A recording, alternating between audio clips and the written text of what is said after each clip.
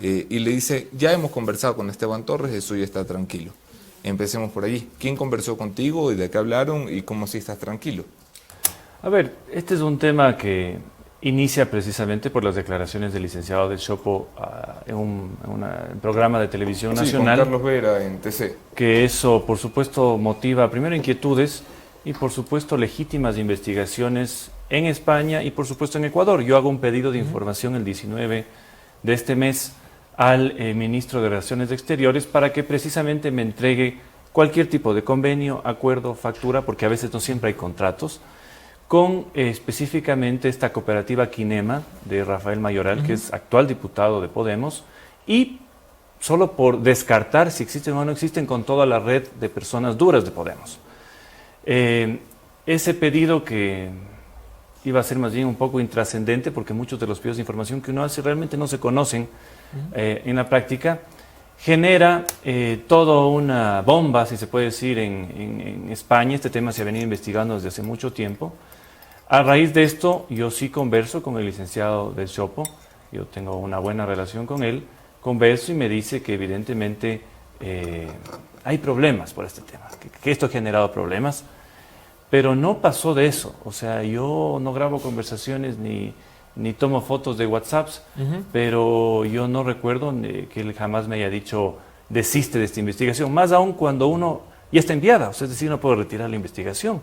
Y de hecho... ¿A quién le enviaste el pedido de información? Bueno, se manda al canciller, que es el ministro, y por supuesto se les hace una copia a todos los encargados en la Asamblea de gestionar estos temas. Para aclararle a la gente que no sigue los procesos legislativos, ¿qué pasa si el canciller se pasa por el forro?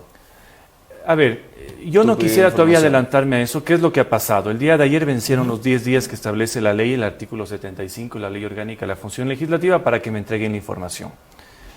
¿Qué dice la ley? Que si en ese plazo de tiempo, que es una reforma que hicimos en la anterior asamblea, precisamente para que nadie se pase por encima de los pedidos de información, yo puedo ya enviar esto a presidencia de la asamblea, la presidencia a su vez al CAL y el CAL ya derivar una comisión. Pero cuando eso pasa ya se hace el tema más grande. Ahí hay comparecencias, hay una serie de cosas e incluso puede derivar en responsabilidades políticas.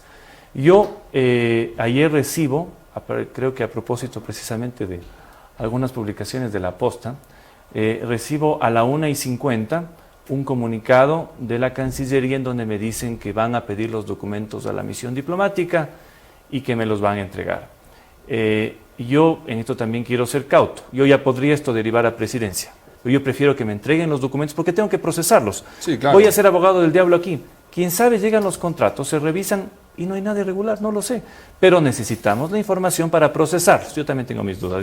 Nada irregular. Comita Buenaño y Calahorrano embajadores, nada irregular. Entonces, voy a esperar que en un periodo no mayor a 3 días, en efecto, envíen esos papeles y si no me hacen, ya me tocará derivar esto a presidencia y, por supuesto, al CAL. ¿Qué pasaría si efectivamente se utilizaron fondos públicos del Ecuador para financiar una estructura partidista fuera del Ecuador?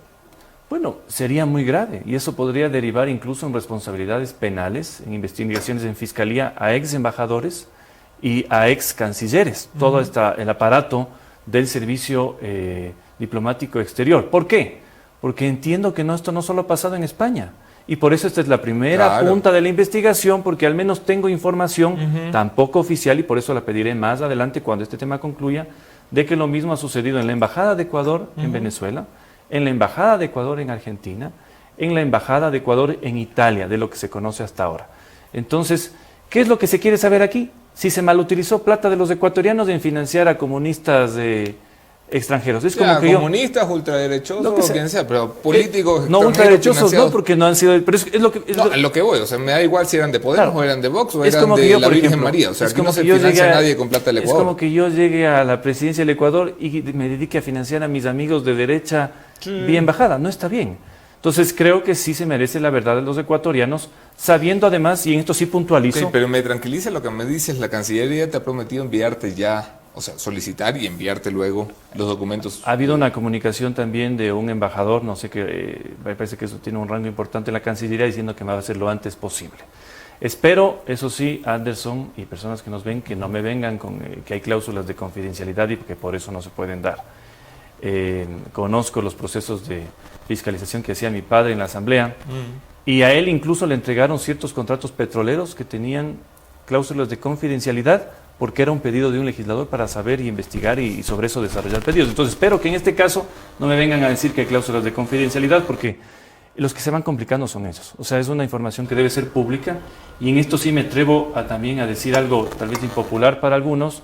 Me parece que el gobierno del expresidente Moreno canceló estos contratos, es decir, no están vigentes, y esto se terminó en el 2016. Entonces, claro, yo por eso he pedido la investigación del 2012 en adelante, pero entiendo que la información sería del 2012 al 2016. Yo entiendo que en Cancillería van a colaborar, porque ayer he estado haciendo mis averiguaciones, y esto es una premisa muy básica. Si no le ha llegado al canciller el mensaje, esto es muy fácil. O Cancillería le cuida el trasero a Pablo Iglesias, o Cancillería le cuida el trasero al canciller, con respeto al señor canciller. Pero un funcionario público del Ecuador que le oculta información de cómo se utilizan los dineros públicos a los ecuatorianos tiene un solo camino, que es la destitución. O sea, esto es contra la ley, contra el derecho y contra el más elemental principio lógico y ético. Me alegra que estés en esas, Esteban. Le voy a pasar la palabra a Jeff Sanguña y a Moni Velázquez, que tienen algunas dudas para ti. Asambleísta, ¿cómo está? Buenos días, muchísimas gracias por aceptar la invitación. Hay algo que a mí me genera ruido de la declaración que se escucha en este audio del señor Pascual del Chopo, y ahí dice: yo ya hablé con Esteban Torres, ya le dije que no continúe con esta investigación, y que se daría a entender que usted habría aceptado esto. ¿Esto fue así en la conversación de tratar de aceptar que ya no se va a investigar este tema?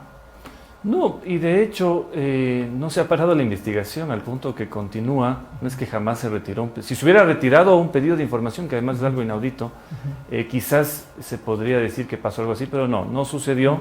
Y además a mí la gente que me conoce me respeta, entonces saben que no me pueden tampoco decir ese tipo de cosas y esperar que yo las acate. Pero como les digo, yo no guardo conversaciones ni chats, pero eso no recuerdo que me lo hayan dicho, porque no lo hubiera tampoco parado. Además, es conocido que no tengo ningún compromiso, ninguna relación tampoco política con el gobierno. Entonces es un ejercicio de investigación normal de un legislador, que tampoco busco la polémica, cuidado, ¿no? Solo busco saber la información, tener la verdad y presentarlos a los ecuatorianos para decirles: oigan, ¿saben que sí se ha gastado bien o no se ha gastado bien?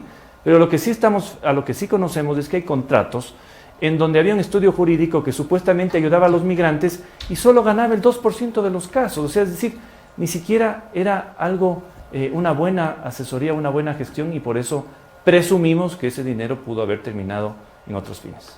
Ok, bueno. Muchísimas gracias. ¿Cómo está Esteban? Bienvenidos a Café La Posta. Les saluda Mónica Velázquez. A mí me gustaría saber un poco más cambiando de tema, sobre el tema de la corrupción en la Asamblea. 4 legisladores están envueltos en gestión de cargos. Una legisladora que dice que si roban, roben bien. Decenas en glosas. ¿Ve a la Asamblea camino a la muerte cruzada? A ver, yo veo una campaña sistemática de golpearle a la Asamblea, yo no sé si para bajarle un poco su incidencia en el debate político o para finalmente derivar en alguna disolución establecida en la Constitución, pero a mi modo de ver bastante inconveniente. Le digo por qué. Si eso se llegara a dar, quienes no han leído la Constitución piensan, por ejemplo, que el Ejecutivo podría gobernar eternamente sin Asamblea.